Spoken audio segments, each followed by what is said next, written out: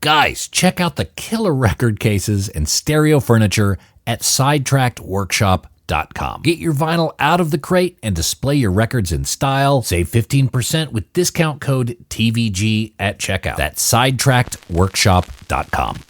And now, on with the show. Welcome to The Vinyl Guide, the podcast for record collectors and music nerds. Here's your host, the biggest record nerd of them all, Nate Goyer. Well, hey everyone, it's Nate. Welcome to episode 457 of The Vinyl Guide, the podcast for fans and collectors of vinyl records. And ladies and gentlemen, I'm still here in Los Angeles, recording this over the weekend, Saturday evening, July 27th. Last night, I saw Off's final performance.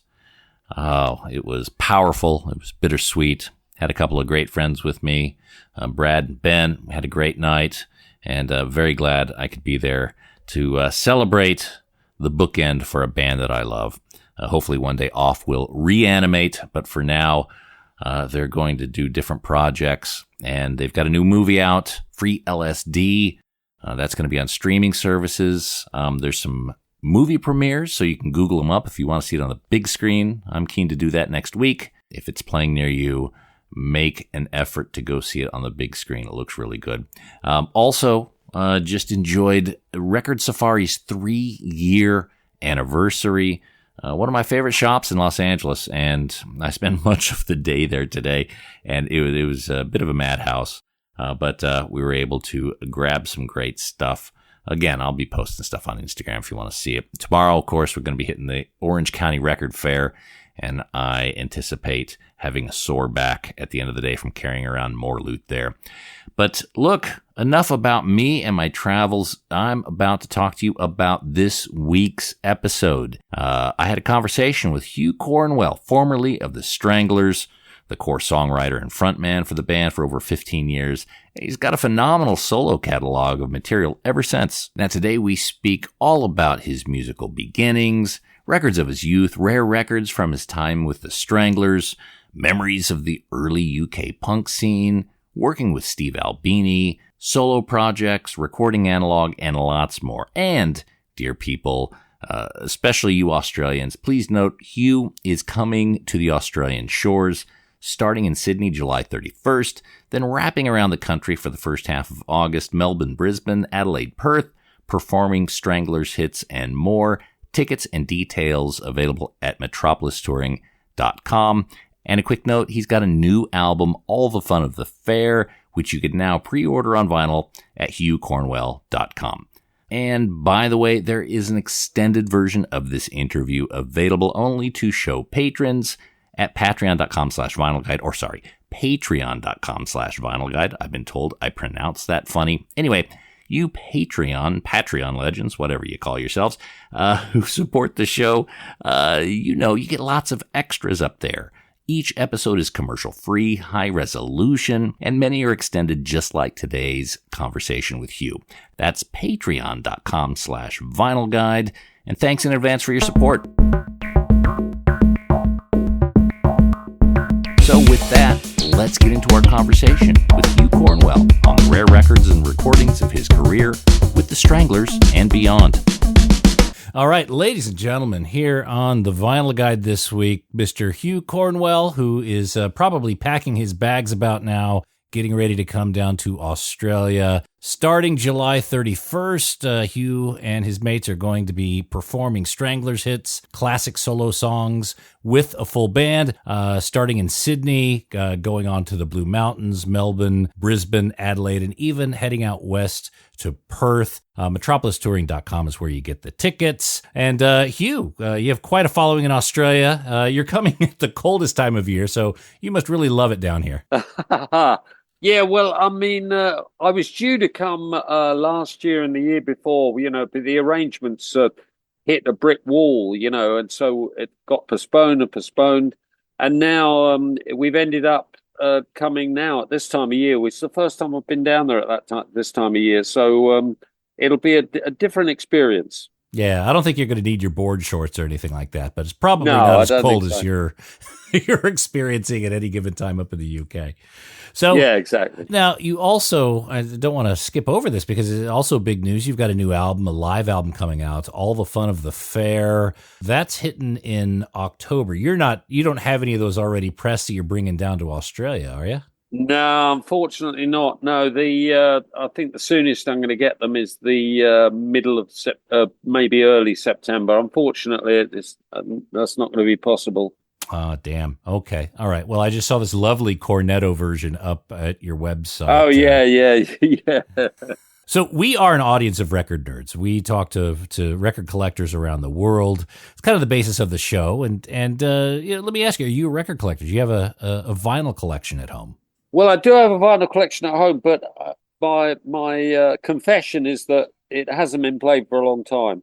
You know, I've got I went through all the albums that I had about 10, 15, 20 years ago, and I thought I can do without that one. Now that one I'm definitely keeping. There's no way I'm going to part with that, even if I don't even play it. So I've got, you know, a wooden cabinet full of vinyl, but it never gets looked at. So someone will find it when they're going through my belongings after I've gone, and they're going to go, "What the hell is this?" So I've got a vinyl collection, but I don't actually collect it or play it anymore. Yeah, well, look, that's understandable. A lot of people are in that situation, and quite honestly, look, connecting a hi-fi is not it's so much easier to listen to music in other ways. But it sounds like over the years, you've pared down your records to the ones the smaller collection that probably more sharply defines your tastes in that category. Yeah, you're probably right in that respect. Absolutely. Mm-hmm. Yeah. Like what are some of those records that you were like, there's no friggin' way this is leaving? Well, like, you know, early Beefheart vinyl and the Byrds' first album, and, you know, stuff that, you know, Jefferson Airplane, Doors, stuff like this. And you think The Who, and you think there's no way these are going to go. You know, you can't, they're part of me, and I love them, and they're not, I'm not parting with them, you know. Yeah. Oh, fair enough. Is there an artist or an album that you feel has defined and shaped you more than others? Not really. I mean, there's been I was exposed to so many different kinds of music when I was younger. You know, I had two elder brothers and an elder sister, and so my dad was into country and western and trad jazz and classical music. So we had those three kinds of music all whenever he was around. And then my eldest brother was into blues, and I shared a bedroom with him. And he had his blues collection. And then my second eldest brother was into rock and roll. So, you know, I got this cross section of all these different kinds of music. Oh, and my eldest brother he was into blues and jazz, but I mean bebop jazz and stuff like that. And also, so he introduced me to Art Blakey, you know, and stuff like this when I was like a young teenager, and Mose Allison and Sonny Terry and Brownie McGee, you know, great blues legends. So I was bombarded with all this kind of music. So there isn't really one. I couldn't focus on one record particularly. I mean, I've got my favorite rock album, I've got my favorite this album and that album, but there's not one record stand alone. I'm sure not. Wow, that's quite heavy. Fantastic tutelage. I mean, Art Blakey and a lot of the bebop jazz. So it sounds like, you know, from a very early age, music was quite valuable currency in the Cornwell household. Yeah, it was. It was always around, and that's why I find it even more astounding to comprehend, to get to grips with the fact that my father was very unfavorable to me becoming a musician. It doesn't make sense, does it? Didn't you say he played music? Well, he didn't. He tried to learn to play the clarinet, but all he used to do was get the local dogs howling outside the window when he played Okay. after he came home from work. But you'd think with exposing me to all that music, you know, that he's sort of going, when I become a musician, well, that makes sense, you know. But he didn't. He was totally anti the idea and never approved of it, you know, which is bizarre, isn't it? Yeah. Was he around enough to see you have some success with it? Yeah. Oh, yeah. But he never really showed an interest or approved. He didn't approve. He didn't approve. What did you start with guitar? Was that your first instrument? No, I mean I started with my voice, and I could call my voice an instrument. You know, I was singing really, really young, really young. From a few years old, I was singing, and in church choirs and stuff like this when I was 10 years old and stuff. And then my first experience was learning to play bass at school in a band. And I was in a school band with Richard Thompson. We were at school together when he was living in England with his parents. Now, was that electric bass or a stand-up bass? Yeah, electric. Well, it was a homemade electric bass that I bought off a guy, and it was homemade, and it was awful. The action was terrible. The neck was like about 3 inches thick, and I had to get my fingers around it. And then I saved up and got a Hofner violin bass, you know, the McCartney style. Got one of those, and suddenly I became very good, you know, because it was so much easier to play. And about the same time, I started getting interested in guitar, so sort of taught myself to play guitar. But playing guitar has only been of secondary importance to me. The most important thing is my singing, you know, and the guitar playing. I've never rated me as a guitar player, and I'm the first to say that I'm lousy a guitar player, and it's only there as a something to do when I'm on stage, really. Oh, okay. A bit of a security blanket. Yeah. Okay. Well, it sounds like you did follow an academic approach early on. That's right. And then you got a degree and then went on to a PhD, if I'm not wrong, but then dropped out of the PhD program. Is that right? That's right. It wasn't working. And, you know, I'd fooled myself for far too long that I was going to do that. And the music finally, you know, bulldozed its way to the top of my priorities. And is that when your dad put his head in his hands and he's like, "What are you doing?" Exactly. Yeah, exactly. That was the final straw. Yeah. From what time that you dropped out of the PhD program to the time the Stranglers were really kind of kicking off in a big way, 77, 78? How long a time frame was that? Well, it was I was in a band then in Sweden when I was doing this PhD called Johnny Socks, and there were two draft dodgers from America and two Swedish guys, and myself. And one of the Swedish guys, the lead guitarist, who ended up in the Stranglers, he dropped out. So there was four of us, two draft dodgers, me and the Swede on bass, and I was the only guitarist playing rhythm guitar. We moved to England from Sweden in '74. And then Gerald Ford got into office as the American president and offered an amnesty to the draft dodgers.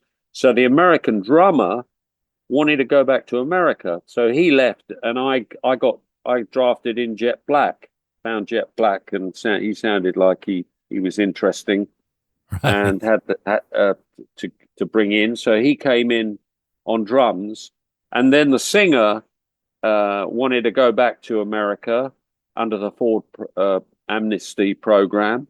So he went back, and at the same time, the Swedish bass player left. So suddenly, it was just me and Jet in Guildford. And I drafted in John Burnell to play bass. I knew that he could play fingerstyle guitar, you know, he could play and he could read music. And so I drafted him in, and that's how the Stranglers started. So it's it wasn't it was a gentle metamorphosis, you know, from one band into the other. Johnny Socks became Johnny Stranglers, became the Stranglers sort of thing. See what I mean? Oh, you had the Guilford Stranglers for a bit. Yeah, and then we needed, but I couldn't play lead guitar, so I got the old guitarist from Johnny Socks, the Swedish guy Hans, to come over and join the band. So in the first lineup of the Stranglers, it was Jet, John, me, and Hans. That was a 4-piece, and then Hans wrote loads of stuff on keyboards, including "Strange Little Girl." I wrote with him, and then he again kicked his toys out of the pram and left, and so we were back to a trio again, and that's when Dave came in. So that was the final bit of jigsaw to complete the metamorphosis, from the band in Sweden to the Stranglers, and that process took maybe 18 months. Right. Okay. Yeah. All right. And then once Dave was in 75, then it was full speed ahead, rehearsing and playing loads of terrible little gigs, and until we broke out. Yeah. So there's a phenomenal amount of material that you guys have, especially in those early days. You guys were doing 2 albums a year plus touring. It seems. Were you inspired by the growing punk scene? Like, what are your recollections of watching that kind of form and gel? No, because it wasn't around. It wasn't there. We were there before it. There was a punk rock scene. There was a pub rock scene in the pubs. Bands like Ducks Deluxe, Brinsley Schwartz, Eddie and the Hot Rods, and they were a little bit older than us and better musicians. Rugulator, another one, and so they looked down. We joined this pub rock scene, and they looked down their noses at us because we were younger and we couldn't play as well as they could. And then while we were in that pub rock scene, the punk rock scene started. And then when that grew up, suddenly we were too old for them and we could play too well. So we sort of fell in, we really could have been called the Misfits because we were in between the two groups, the two genres of band. You see what I mean? Yeah. I always, again, obviously I wasn't there. I only read about it, but, the punk rock scene in London at the time, it seemed the fashion seemed to overtake the conversation about the music more, and bands like the Stranglers, I think, got lumped in with the punk scene. But we weren't the only band. I mean, the Jam got lumped into it. Graham Parker, Elvis Costello. I mean, who'd think that Elvis Costello was punk? We all got Blondie. We all got lumped into it, but nobody was complaining because it was a means to an end. It was a chance. It was a chance to get exposure and to further your career. So everyone was going, yeah, sure. You want to call us punk? Fine. We read about the punk scene in Los Angeles where there was a lot of police brutality. Is quite dangerous. And this is in the mid 80s, I would say, early 80s in Los Angeles. Was there a sense of danger in the punk scene in the UK in those early days? Oh, yeah. There was a lot of aggression going around. I mean, there was the Teddy Boys, which was a group of guys from the late 50s and early 60s who was still around, and there was a lot of members of that little faction. And they hated the punks, and there was a lot of aggression between the two. They would beat up punks if they found them, and stuff on the streets. I narrowly escaped getting bottled by a group of Teds one night. I remember on a New Year's Eve, actually. So there was latent aggression. It was brewing. It was in the air. There was you could smell the aggression in the air. Right. And traditionally you see the punks in the dress and the fashion of the punk sensibility, but you guys were more leather jackets, things like it. I guess it may have been harder to pick you out as part of the punk scene as others. Exactly. maybe? Well, also we had keyboards as well, which was we were the only punk band to have keyboards, which in a way set us apart and set us apart from the rest. Mm-hmm. Okay. Everybody else just bass drums and guitars. There were no keyboards. Right. But I've gone back. I have to say, I've succumbed to the classic lineup. I don't carry keyboards now. I just am a 3-piece, and I revel in it. I like the space that is left by taking out the keyboards. I like that space. There's a danger. You can smell the danger in the space that's left. So someone once said to me, a record producer, I think, once said to me, when you put keyboards on a record, it's like you've got a big pot of glue and you're pouring glue all over the record. And that's sort of what keyboards does. It just fills in all the spaces, and sometimes it's the space that speaks to you, in music. Yeah. And it must be a little bit more of a high wire act because everyone could hear exactly what each instrument's doing. And exactly, if there's anything that falls out, you know right away what's happening. You know who to look at. Exactly. Yeah, it's a high wire act with the bass, drums, and guitar. I like that. So when Stranglers got the attention, I think it's United Artists that signed you up. A lot of bands would get signed and they would just have the generic record label. They would have the generic packaging. But with Stranglers, you had custom label, band artwork on the record label, extra 45s that were in the records. It seemed like more investment was going into the Stranglers than, say, other bands. That's the way it seemed to me. I'm not sure about that. I mean, the Vibrators got signed to CBS. They were the first band to get first punk band to get of the original ones to get a record deal, and CBS were by no means mean on their investment. Mm-hmm. I think that all the labels got involved of those first bands. If you're talking about Pistols, Clash, Stranglers, Damned, Vibrators, it was really those 5 in London that got signed at the beginning. They all got investment from the labels because they knew what the potential was. So it wasn't. I don't think it was just us that got that attention. Yeah, because if you look at, I guess some of the indicators I would look at, things like if you look at the Damned or even Sex Pistols, they had the generic Virgin record label at the time. The Damned were on the Stiff Records label, which okay. The design. You've seen something that I've missed.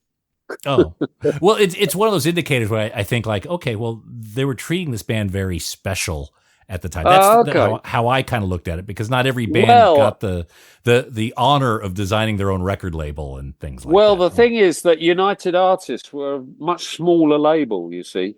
Okay. Than those other ones. The other bands were signed by bigger labels. United Artists was a very small label, and so maybe that's got something to do with it. Oh, possibly. The first record, Radicus Norvegicus, if I Radus Norvegicus. Radus Norvegicus. The first pressings came with a bonus single, "Peasants in the Big Shitty." And Choosy Susie. Do you recall the conversation around doing that bonus single just for the first 1,000 units? Was that what it was? The first 1,000? Yes. Yeah. Well, yeah. I mean, it was a good marketing tool. Whoever's idea that was, it was a good idea. Yeah. I mean, good. Great. So it was really to kind of like, okay, get the first 1,000. You want to kind of give people a reason to pick that one up versus anything else, or absolutely versus waiting for. Okay. Yeah. And it happens all the time now, this sort of stuff. Extra tracks. If you buy this format, you get extra bonus stuff. Yeah. Order now and you get a Cornetto looking record. Yeah. Yeah. Order this record. Free Nelson Mandela. You get a free Nelson Mandela with it.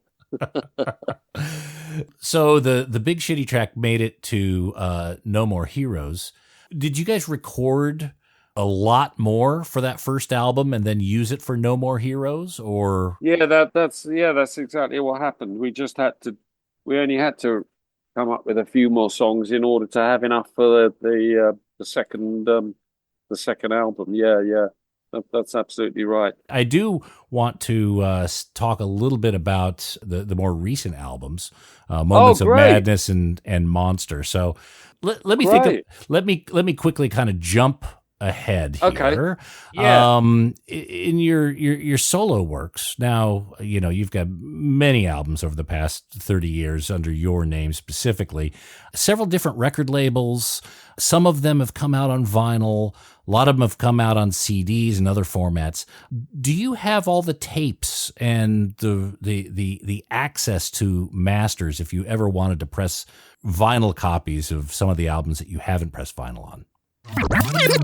Hey there, all you record nerds. I want to tell you about BagsUnlimited.com. BagsUnlimited.com has a huge selection of vinyl record supplies. Whether you collect LPs, 7-inch singles, 78 shellacs, or anything in between, BagsUnlimited.com will sort you out. From polyline sleeves to cardboard record mailers to 7-inch storage boxes and archive quality record sleeves, protect your records of any size and shape at BagsUnlimited.com. Whether you have a small personal record collection or you're running a massive record shop, you can grab a small supply or even buy in bulk at BagsUnlimited.com. And they've got some really incredible, unique stuff. BagsUnlimited.com even has special size sleeves made especially to protect your box sets, storage boxes and sleeves for cassette tapes, protective supplies for reel-to-reel, and yes, even 8-tracks. Just go to BagsUnlimited.com, click on Audio Supplies, and prepare to be impressed by all the options they have. That's BagsUnlimited.com.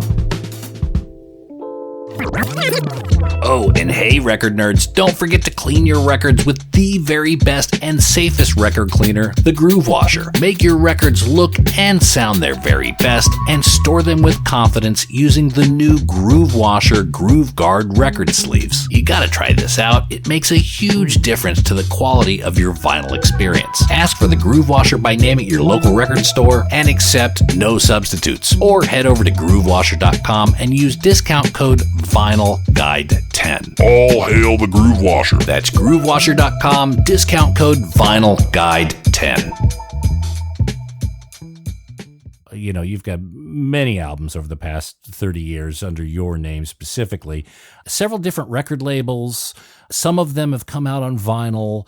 A lot of them have come out on CDs and other formats. Do you have all the tapes and the access to masters if you ever wanted to press vinyl copies of some of the albums that you haven't pressed vinyl on? Well, I do that regularly, actually, because we run out of, when they press up vinyl, they do it's not unlimited. They do a 10,000 or 20,000 or 1,000. If there's a limit to it, and so there's only so far that they can be sold for, and then they run out. Mm-hmm. And over this period of time where I've been making all these records since I left the Stranglers, we have run out, and then we look around to see if we can get hold of the original tapes and reissue it. And a case in point happened recently. I've got an album called Hi-Fi, which Laurie Latham produced. Mm-hmm. So my second album that I did that he produced of mine. And we'd run out of this exact case happened. Suddenly it became clear that we should release this album Hi-Fi on vinyl again. So we decided to redo the cover, and then my manager said, "Why don't you remaster it? Make it another new thing about it, so it's different from the original." So okay. So I went into the studio with the mastering engineer, with the original, material, the original mixes, and he was having trouble, and he said, "Sorry, Hugh, but I can't really do anything with this. I can't get my teeth into it." I said, "Why not?" He says, "Well, there's too much on it. It's dare I say it, overproduced." So I thought, oh, okay. So what I did was I went away and I found all the original tapes and remixed it, basically, taking out stuff. And I ended up with a new version remixed. And then I took it back to the mastering and he said, "Now I can get my teeth into this." And he remastered a new set of mixes. So this which is still available now, this vinyl edition of Hi-Fi, this album, which is about 25 years old, give or take a couple of years. It's not only is it repackaged and remastered, but it's been remixed as well. And a lot of the songs, you can hear what I'm singing now, and stuff like that. And to me, it's very important that you can hear the words. The words I write are very important to me. And and I hate these records where you've got to read the notes or the booklet to find out what they're saying. I don't like that. I like people to be able to listen to my music and be able to understand what I'm singing about without having to read it off the subtitles. Do you know what I mean? Yeah. So for me, it was I was happy with that because it meant that I had more control over the how clear what I was writing about was coming across. So let me guess, the culprit was too many keyboards. Was that it? That's too many guitar tracks. Actually, Okay. he'd smothered the whole album with dear old Laurie. He'd smothered the album with extra keyboards, extra guitar tracks. God knows if. So I simplified it. And really, it's now going to be a lot easier for me to play some of those songs off Hi-Fi live because now I can hear what's going on, and just get the basics. The whole thing about a great song, you can take a lot of stuff off, but it's still a great song. Right. Like, for example, you can take a great song like "Hanging Around," for example, an old Stranglers song. I can play that on acoustic guitar, and it still sounds like a great song with no keyboards, no drums, no bass, with an acoustic guitar. And that's the secret of a good song. So now some of those songs on Hi-Fi, we can now think about playing live because now you can hear what's going on and you can go, oh, okay, yeah, well, there's that. That's the less main is guitar more. track. Yeah, exactly. Less is more. And I don't know if the advent of the popularity of vinyl is actually opening the door to more of that sort of reinterpretation. Does vinyl sound better when there's less signal on it? When there's less things going on. Can you tell me if that's true? that as a general statement, I can't say if that's true or not. I do think the experience of vinyl and having a record almost kind of maybe not forces, but urges the listener to really sit down and to really take it in. And maybe it's that experience that allows people to really kind of be a little bit more in the moment with the music than if it was just a passive digital stream. Yeah. I mean, it's remarkable how different the music can sound off a CD and off a vinyl. Now, there's a similar situation happening in the recording process. In that most people record digitally. Correct? Am I correct? Mm-hmm. I think I'm right. Yeah, it's much easier that way, I think. Yeah, cheaper too. And it's cheaper and it's more efficient and quicker. Now, before you could do that, everyone recorded on analog tape. Okay, right. But now, unfortunately, there's something about a signal coming off analog tape that has got more body and more emotion than digitally. And it's a fact. Everybody in the music business does the same thing. When you hear something that's analog, it's warmer, it's got more frequency range than digitally. And it's the same sort of thing as with this thing about vinyl and CD and digital. You see what I mean? The difference between the two.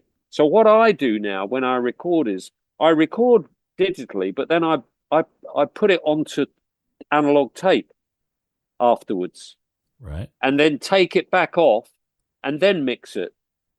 So it's gone through an analog stage, and it gives it that drums just explode. You do that, suddenly a drum kit goes, it explodes frequency wise, because suddenly it's gone on. It's like it's been recorded on tape. Do you see what I mean? So okay, so it's fascinating. So you record digitally, let's say Pro Tools or whatever. You record it into a digital format, and then towards the end of the process, you take each of those tracks. Let's say you had 16 or 24 digital tracks. You dump them one by one, or you mirror them onto a 24-track tape, and that's what you use to mix. And take them back off the tape into digital. Okay. You don't mix the analog tape. It's just the process of them being sat on tape for a moment and taken off again. And then your bass drum is on track 1 digitally. You move that to track 1 on an analog tape, and then you move it back to track 1 on digital. Exactly. So you've done a bounce. You've done an analog bounce, basically.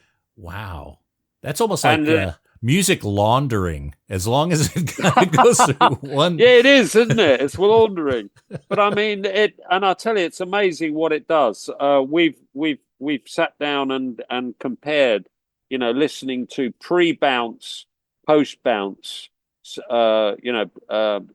musical pieces of music, and compared them, and they suddenly get really fat, because they've been on analog, and so it's a similarity. This thing about the sound, with being on vinyl, which is sort of I'm comparing to analog, and CD, which I'm comparing to digital. You see what I mean? Yeah, I guess my question is, why once it's on the tape, why have another generation to digital? Why not just mix it while it's on the analog tape?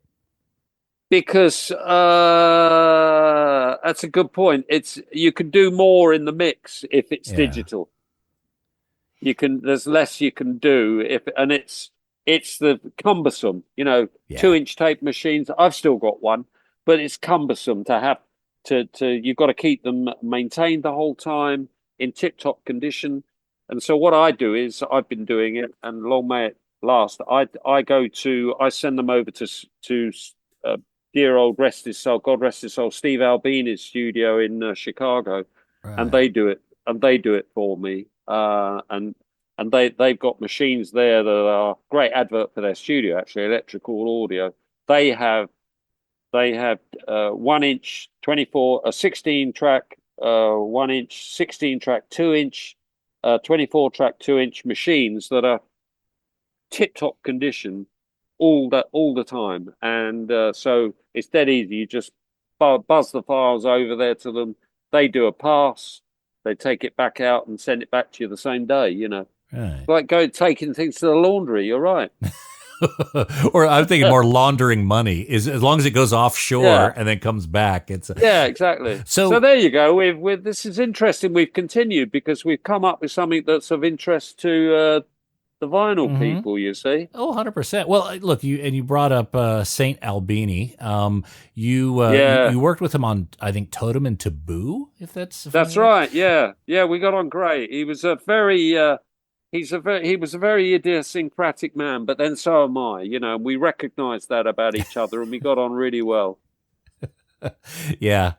He was a friend of the show, and he was, again, he's a big fan of vinyl and all things analog, as you know. What was his approach? I guess Totem and Taboo was the first time you worked together. Yeah, that's right.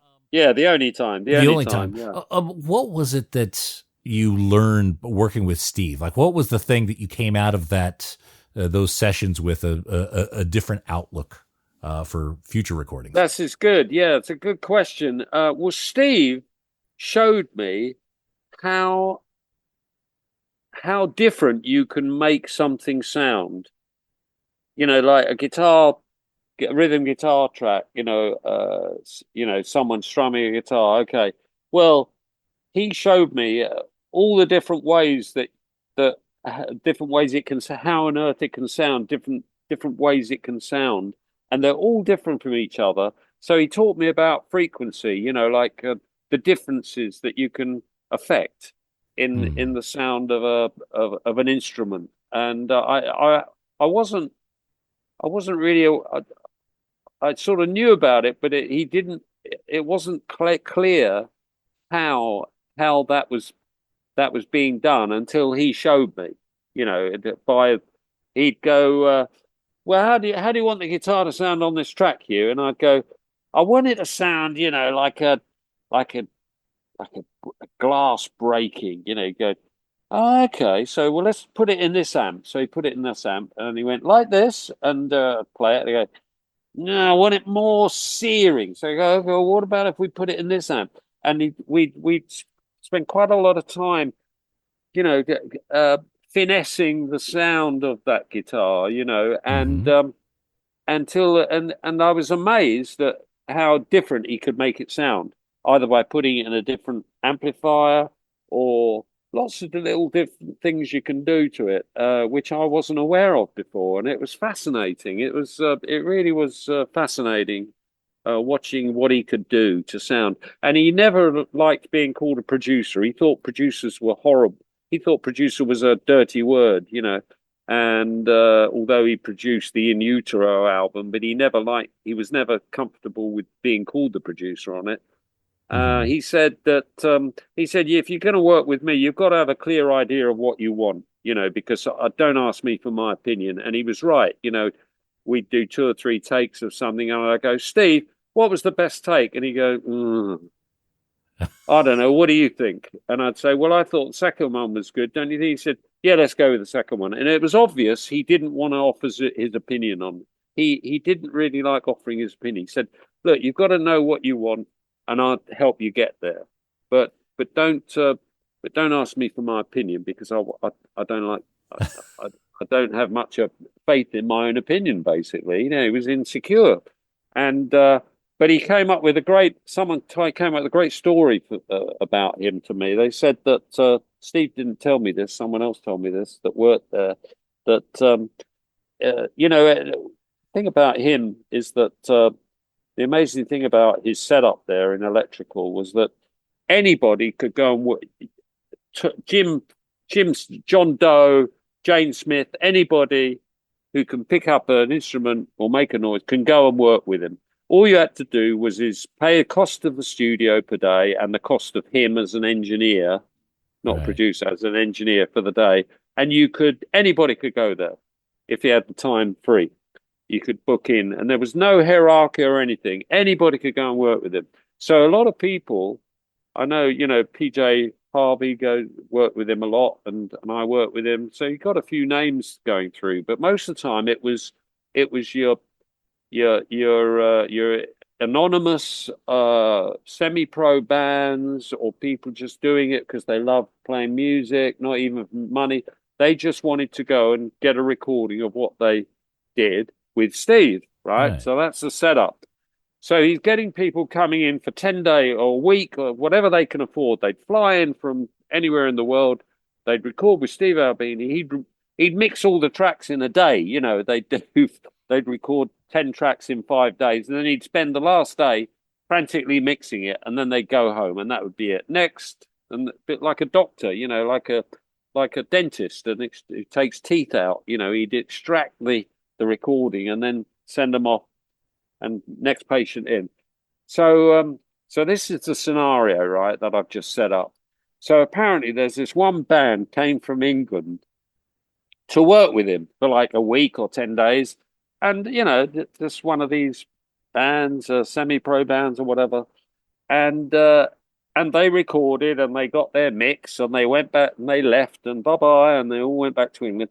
And then the following week, Steve got a call at Electrical, and he picked up the phone, and the guy said, "Oh, hi, it's Jim Bloggs," or whatever his name was. He said, "Oh, yeah, you were here last week." He said, yeah.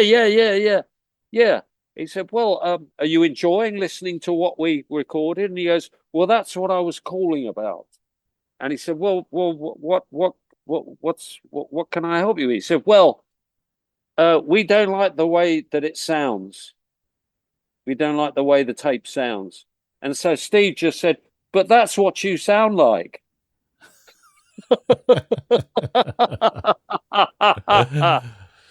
Brilliant. Yeah. There's no answer to that, is there? We don't like the way it sounds, what you've done. Well, that's what you sound like. Like he just, you've got to go in with an idea of what you want, and he'll help you get there, Yeah. He'll capture, and I never worked with him like a musician would, but he seemed to be very expert at capturing the sound, getting the sound of the band, for better or for worse. Exactly. And he didn't faff about. These bloated record company budgets that they used to have were not something that he was comfortable with ever. Exactly. Yeah, he wasn't comfortable at all with it. And that's why he called himself a sound facilitator to me once, He said, I'm a sound facilitator. I'm not a producer. I just help people get sounds, Yeah. And you've got to tell me what you want, and I'll try and get it for you. But if you don't know what you want, how can I help you? So with me going, now make it a bit like breaking glass. He'd go, I get that. Yeah, what? A bit more like this. A bit more like that, So, Moments of Madness. This was a record that you recorded, I guess, in the pandemic. Is that right? Yeah, that's right. It's a complete product of that. Yeah. And when you, I guess you're playing these songs live now. Beforehand, do you exercise your songs live? Do you try them out live before you record them, or do you write for the studio and then take them out on the road afterward? Hey there, audiophiles. If you're seeking stylish furniture to showcase your stereo and record collection, well, look no further than SidetrackedWorkshop.com. Sidetracked Workshop designs extraordinarily elegant record cabinets and consoles that add sophistication and panache to your music hobby. Handcrafted in the good old USA in the vinyl-loving city of Portland, Oregon, Sidetracked Workshop's designs are a music lover's dream. Made with real walnut veneered wood and brass accents, these gorgeous designs add class and taste to the record room and ship fully assembled and ready to enjoy. Just check out the designs for yourself at SidetrackedWorkshop.com. Look, you spend thousands of dollars on records. Don't keep them in a crate, and don't risk your records on those feeble wooden pegs from IKEA. Your music deserves the dignity of Sidetracked Workshop. That's SidetrackedWorkshop.com. Elegant solutions for the vinyl lifestyle. Moments of Madness. This was a record that you recorded, I guess, in the pandemic. Is that right? Yeah, that's right. It's a complete product of that. Yeah. And when you, I guess you're playing these songs live now. Beforehand, do you exercise your songs live? Do you try them out live before you record them, or do you write for the studio and then take them out on the road afterward? Well, the last time I did that, in other words, road-proofed them before recording, was in fact before going to work with Steve. Okay.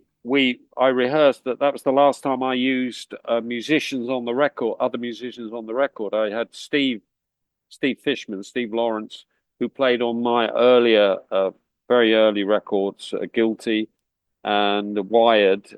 Steve and was on bass, and Chris Bell was on drums, and so we put that lineup together again, and I wrote the songs, demoed them, and then got the Steve and Chris together, and we rehearsed them up, routine them up as live tracks, because we knew that one of Steve's fortes was recording live music, so we thought, well, let's go along that route. And in fact, before we went to record, we actually did a showcase gig in a place called Guildford, in a little venue there, and invited sort of fans along to come and listen to the new album. Mm-hmm. So we went on stage and did the whole of the new album, a whole of Totem Taboo live before it was recorded, and then took a break. And and I said, well, we'll be back in 15 minutes. So we went upstairs to take a break, have a drink, and we came back down again, and they were saying, the people were saying, what are you going to play now? And I said, well, we were going to do some Stranglers songs. And they went, but we want you to play the new album again. But we didn't play the new album again. But that's the last time that's happened. Since then, when I record, it's quicker for me to record because when I'm recording, I'm writing as well. I go in with half finished songs and then I make the rest of it up in the studio, which I love doing. You end up with a sort of spontaneity about it and an emotional input, which you don't get when the song is finished before. It's almost like when it's written before you go in the studio. It's almost like it's been sewn up. It's all neat and tidy and sewn up. And then you're recording it. You're just doing it painting by numbers. But I go in with a half finished song, lyrics and music, half finished. And that way I can make it up as I go along. And you get this vibe of spontaneity in the studio, which I love. And so, and to do that, it's easier to do that with just me and my engineer to do that. I guess I could see that from a musical perspective, but knowing how important your lyrics are to you, is that something that you like to have a little bit more crystallized when you go in? I might end up, with this spontaneous bit of music now at the end of the day, and then I'll have to go away with the music and do it a bit more tie the lyrics down a bit more, obviously. Yeah. Right. Okay. When that happens. Yeah. Unless I'm really lucky and I get really inspired in there and go, oh yeah, play that back again. Yeah, I got first verse. Then your luck's in because you could get it all done and dusted immediately, which would be great. Do you approach songwriting like regularly, like every day or a certain time that you do it, or do you have to wait until kind of the muse hits you and then it's just like a burst dam? Well, I'm always making notes on my phone, either musical notes or rhythmic notes or lyrical notes about, which I can use at a later date. And then when I come to the time, the D-Day, when I have to go in the recording studio to record, then I'll go back to my notes and listen through them, go, oh, yeah, that was a great idea I had there. Yeah, okay, well, I'll start with that one. Mm-hmm. And so I'm always keeping a notebook, which I then refer to when the time comes to actually, commit stuff to tape and get the record written and recorded. Mm-hmm. Okay. So it's you set up a routine or devices for you to be able to capture those moments, but exactly. But you don't almost, going back to Steve Albini, he kind of punches the clock in, and he's just, that routine of, okay, I'm gonna work on some material between 10 and 12. I wonder how he would. I don't know how he would have dealt with me writing and recording at the same time. Well, he'd have probably been scratching his head then. Knowing Steve, that probably would have raised his eyebrow, if not frustrated him. Exactly. Yeah, raised his eyebrows, yeah. Until he sees, okay, this is just the way it is, and we know we're going to get something. He's probably dealt with dozens of people, maybe hundreds, who have left parts to be done and then struggled to complete it, which frustrates everyone. Yeah. Okay. Yeah. But damn it, Hugh, you're a professional. You know how to bring it home. Thank you. That's very nice of you to say that. Thank you. All right. So, Hugh, I'm going to start wrapping up. Is there anything you want to talk about we haven't talked about? Okay. Well, I've got a great podcast I'd like to plug. If anyone there who is into vinyl is into movies as well, you may or may not know that I've been running passionately been running a free podcast called Mr. DeMille FM. And it's all about, the movies and the business of movies and people's careers and and genres of film, and I do a show every month in which I record about someone's career or a genre of film, or maybe I get the chance to do an interview with somebody. I've just done an interview with David Arnold, who did the music to 5 Bond films, the most after John Barry, and he was gracious enough to give me his time to do an interview. So I've got an interesting interview with David Arnold, and we've gone through, and he's picked some of his favorite films, and we talked about why he likes them, and we play a bit of music from them. So it's studied with music all the time, the program. Now, I know you did an album about Nosferatu. Are you a bit of a silent film nerd? Not really, funnily enough. It's funny. I don't.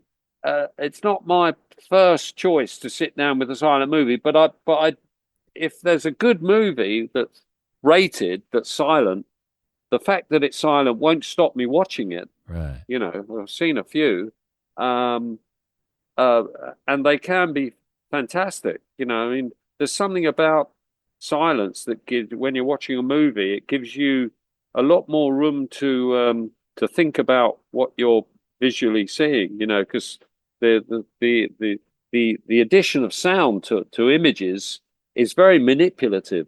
It can be very manipulative. You can watch Psycho without the Bernard Herrmann's music, and it's a completely different film. So it's very manipulative. Okay. I there's a part of my life where I was very much into silent films for about 10 years, and I loved them because they commanded your attention. It wasn't something you could passively watch and and hear and keep up with it. No, you had to stay there and be attentive the whole time. That's right. Yeah. I mean, but a lot of the time when they were showing these silent movies, they had a piano player or something going at the same time. So a lot of the time they weren't silent films, although they were recorded without sound. They had a live accompaniment, didn't they? Yeah, but I guess you couldn't follow the plot if you weren't paying visual attention and reading. Yeah. Okay. Yeah, no sound. No, you had to read the captions, didn't you? Yeah.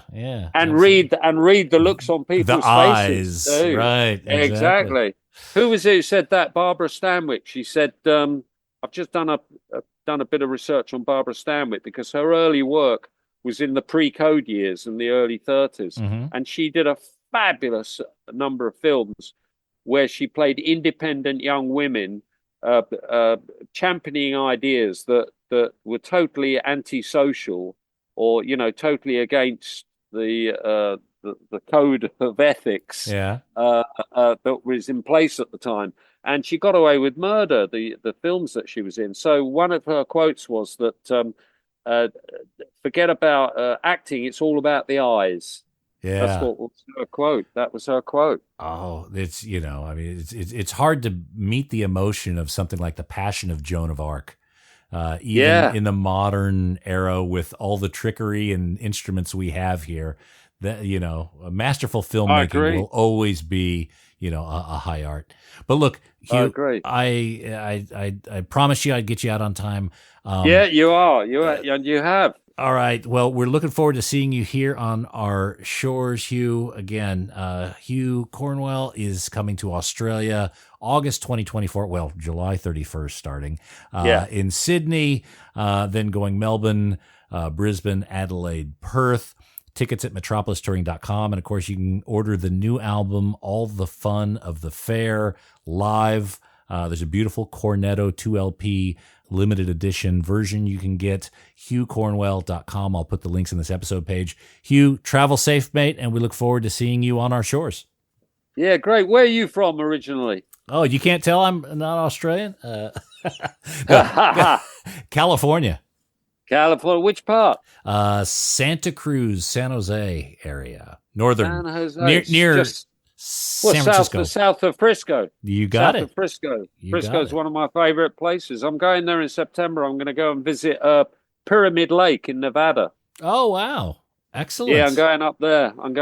It's in it's my latest novel that I'm writing. It's suddenly cropped up as a location in my book. So I've never been there. So I'm going to go up and sniff around. Oh, well, enjoy it. It's a beautiful time of year to be there, and I'm sure I hope so. You'll be inspired. There's a lot of beauty over there. Great.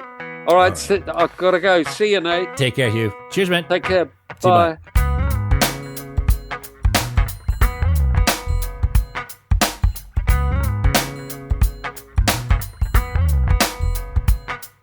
Oh, very good. Thank you very much for spending the time with us, Hugh. And by the way, everyone, check out the extended version of this interview at patreon.com/vinylguide. There's a funny little exchange in there that I think is quite amusing. Patrons will hear all about it. But yeah, it gives you a little behind the curtain view at sometimes some of the complexities of running a podcast like this. But yeah, special extended version available only at patreon.com/vinylguide.